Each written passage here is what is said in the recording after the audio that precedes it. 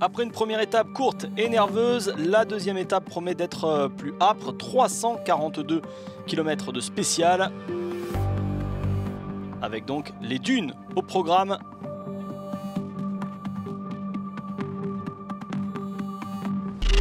Et des débuts compliqués pour Paulo Gonçalves. Lors de son 12e Dakar, le vétéran portugais souffre de blessures. Il est encore en dehors du top 10. Aujourd'hui, il a perdu 14 minutes.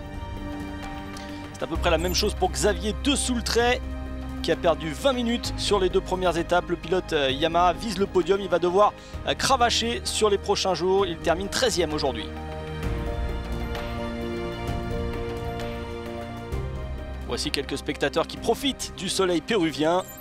Et on retrouve l'Espagnol Pedrero Garcia, qui est dans l'équipe Moto Racing Group République tchèque.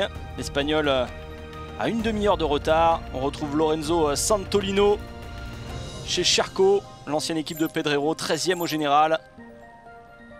On se bat également dans le top 20 avec Armand Monleon et Joaquim Rodriguez, qui ont perdu beaucoup de temps aujourd'hui. Oriol Mena, lui, au guidon de la Hero, a roulé aux côtés de Rodriguez. 28 minutes de retard sur les favoris. Et en parlant de favoris, on va parler de Pablo Quintanilla. Encore dans le top 5 aujourd'hui, le coureur de chez Rockstar Energy Husqvarna fait une course solide, 4e du général. Toby Price lui va terminer juste devant Quintanilla, même s'il est derrière lui au classement général. Et KTM est toujours dans la course. Le vainqueur de l'édition 2016 s'est présenté sur ce rallye avec une blessure, mais qui semble mineure. Aujourd'hui, c'était un peu dur pour lui.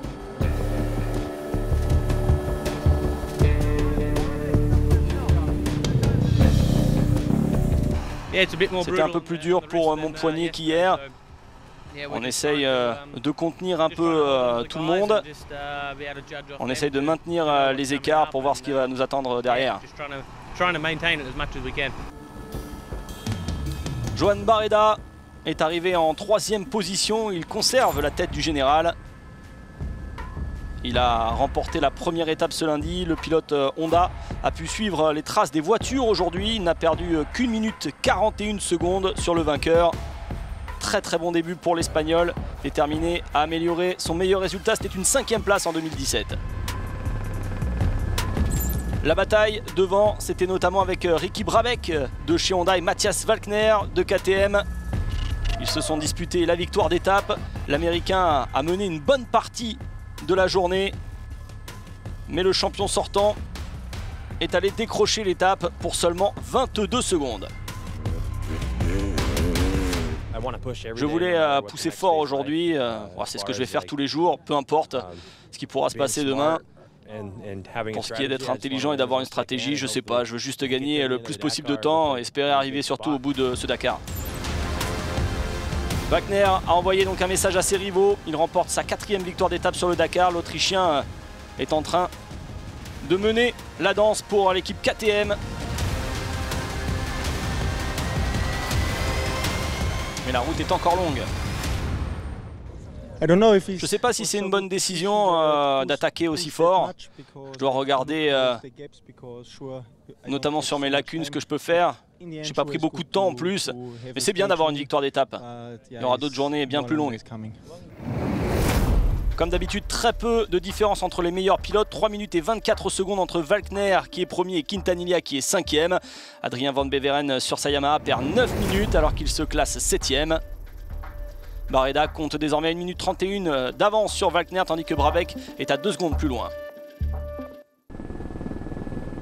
On parle des quads maintenant avec Nicolas Gavigliasso, qui vient de remporter la 2e étape en 2 jours avec près de 11 minutes, notamment sur Gustavo Gallego, son compatriote.